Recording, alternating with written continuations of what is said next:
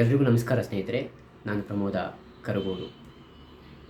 ಸ್ನೇಹಿತರೆ, ಇವತ್ತು ದಕ್ಷಿಣ ಭಾರತದ ಹೆಬ್ಬಾಗಿಲು ಅಂತ ಕರೆಸಿಕೊಳ್ತಕ್ಕಂಥ ಕರ್ನಾಟಕದ BJP ಪಕ್ಷದಲ್ಲಿ ಆಗ್ತಿರ್ತಕ್ಕಂಥ ಒಂದಿಷ್ಟು ಬೆಳವಣಿಗೆಗಳು ನಿಜಕ್ಕೂ ಕೂಡ ಆತಂಕಕಾರಿ.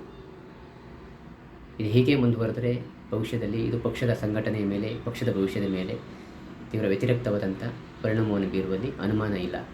ಯಾಕೆ ನಾನು ಈ ಮಾತನ್ನು ಇವತ್ತು ಹೇಳಲಿಕ್ಕೆ ಬಯಸ್ತೀನಿ ಅಂದರೆ, ಇವತ್ತು ಕರ್ನಾಟಕದ BJPಯಲ್ಲಿರ್ತಕ್ಕಂಥ ಆಂತರಿಕ ಭಿನ್ನಾಭಿಪ್ರಾಯಗಳು, ಗುಂಪುಗಾರಿಕೆ, ಸ್ವಜನ ಪಕ್ಷಪಾತ, ಕುಟುಂಬ ರಾಜಕಾರಣ ಇದರ ಒಂದು ಹಿನ್ನೆಲೆಯಲ್ಲಿ ಇವತ್ತು ದಿನೇ ದಿನೇ ನಮ್ಮ ಕರ್ನಾಟಕದಲ್ಲಿ BJP ತನ್ನ ಅಸ್ತಿತ್ವವನ್ನು ಕಳೆದುಕೊಳ್ತಾ ಇದೆ, ದುರ್ಬಲ ಆಗ್ತಾ ಇದೆ.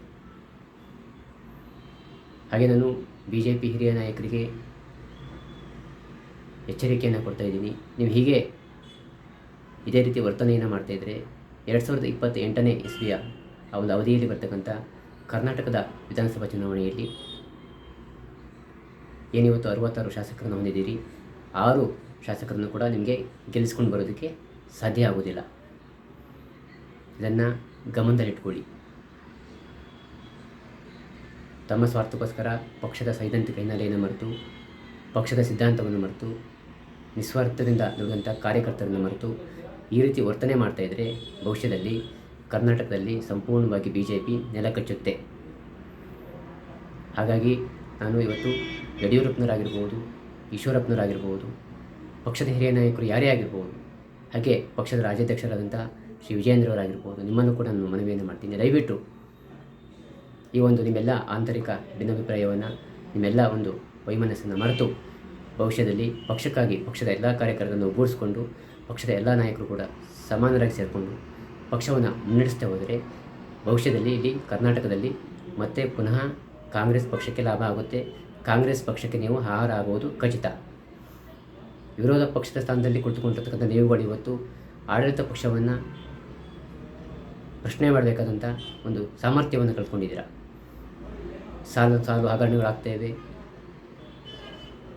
ಗೋಹತ್ಯೆಗಳು ನಡೀತಾ ಇವೆ, ಭ್ರಷ್ಟಾಚಾರ ನಡೀತಾ ಇದೆ, ಅಭಿವೃದ್ಧಿ ಕೆಲಸಗಳಾಗ್ತಾ ಇಲ್ಲ, ಕೇವಲ ತುಷ್ಟೀಕರಣದ ರಾಜಕಾರಣ ನಡೀತಿದೆ. ಎಲ್ಲವೂ ಕೂಡ ಗೊತ್ತಿದ್ದು ಕೂಡ ಇವತ್ತು ಭಾರತೀಯ ಜನತಾ ಪಾರ್ಟಿಯಲ್ಲಿರ್ತಕ್ಕಂಥ ಒಂದಷ್ಟು ನಾಯಕರುಗಳು ಅಡ್ಜಸ್ಟ್ಮೆಂಟ್ ರಾಜಕೀಯ ಅಂದರೆ ನಿಮ್ಮ ಒಂದು ಒಳ ರಾಜಕೀಯವನ್ನು ಬಿಟ್ಟು ಭವಿಷ್ಯದಲ್ಲಿ ಎಚ್ಚೆತ್ತುಕೊಳ್ಳದೆ ಹೋದರೆ ನಿಜಕ್ಕೂ ಕೂಡ ಕರ್ನಾಟಕದಲ್ಲಿ BJP ಪಕ್ಷ ತನ್ನ ಅಸ್ತಿತ್ವವನ್ನು ಕಳೆದುಕೊಳ್ಳುತ್ತೆ. ಭಾರತೀಯ ಜನತಾ ಪಾರ್ಟಿ ಅಂದರೆ ಸುಮ್ಮನೆ ತಮಾಷೆ ಅಲ್ಲ, ಇದು ಕಾರ್ಯಕರ್ತರ ಪಕ್ಷ, ಶಿಸ್ತಿನ ಪಕ್ಷ ಅಂತ ಹೆಸರನ್ನು ಹೊಂದಿರತಕ್ಕಂಥ ಪಕ್ಷ.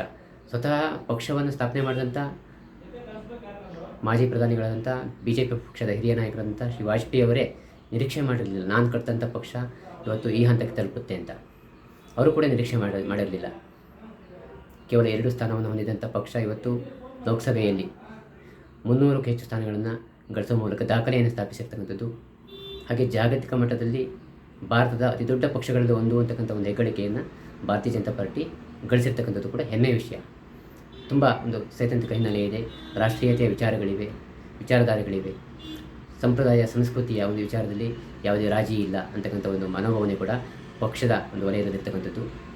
ಹಾಗೆ ಪಕ್ಷಕ್ಕೆ ಬೇಕಾದಂಥ ಒಂದು ತಳಮಟ್ಟದ ಕೆಲಸವನ್ನು ಮಾಡ್ತಕ್ಕಂಥ, ಪಕ್ಷಕ್ಕಾಗಿ ದುಡಿತಕ್ಕಂಥ ಸಾವಿರಾರು ಲಕ್ಷಾಂತರ ಕಾರ್ಯಕರ್ತರು ಇವತ್ತು ಕೂಡ ಕರ್ನಾಟಕ ಆಗಿರ್ಬೋದು, ಈ ದೇಶಾದ್ಯಂತ ಕಾರ್ಯಕರ್ತರಿದ್ದಾರೆ.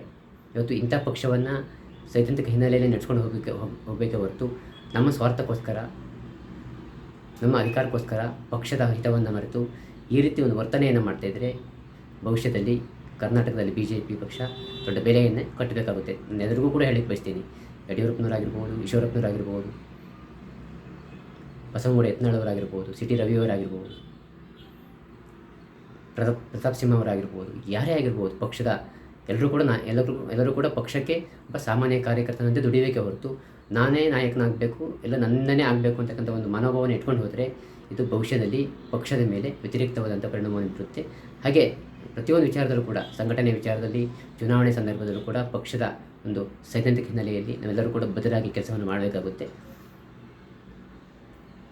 ಹಾಗಾಗಿ ಮುಂದಿನ ದಿನಗಳಲ್ಲಿ ಪಕ್ಷದ ನಾಯಕರು ಮತ್ತೇನೇ ನಿಮ್ಮಲ್ಲಿ ವೈಮನಸ್ಸಿದ್ರೂ ಕೂಡ ನೆನ್ನೆರವನ್ನು ಮರೆತು ಪಕ್ಷಕ್ಕಾಗಿ ದುಡಿದು ಮುಂದಿನ ದಿನಗಳಲ್ಲಿ ಕರ್ನಾಟಕದಲ್ಲಿ ಪುನಃ 2028ರ ಒಂದು ವಿಧಾನಸಭಾ ಚುನಾವಣೆಯಲ್ಲಿ ಪಕ್ಷವನ್ನು ಅಧಿಕಾರಕ್ಕೆ ತರೋಣ ಅಂತ ಹೇಳ್ತಾ ನನ್ನ ಇವತ್ತಿನ ಈ ಒಂದು ಪುಟ್ಟ ವಿಡಿಯೋ ಕಾರ್ಯಕ್ರಮವನ್ನು ಇಲ್ಲಿಗೆ ಮುಗಿಸ್ತಾ ಇದ್ದೀನಿ. ಮುಂದಿನ ಒಂದು ವಿಡಿಯೋ ಕಾರ್ಯಕ್ರಮದಲ್ಲಿ ಮತ್ತೊಂದು ವಿಶೇಷ ಕಾರ್ಯಕ್ರಮದೊಂದಿಗೆ ನಿಮ್ಮನ್ನು ಭೇಟಿಯಾಗ್ತೀನಿ. ಸ್ನೇಹಿತರೆ, ನಾನು ಪ್ರಮೋದ ಕರಗೂರು. ನಮಸ್ಕಾರ ವೀಕ್ಷಕರೇ, ಧನ್ಯವಾದಗಳು.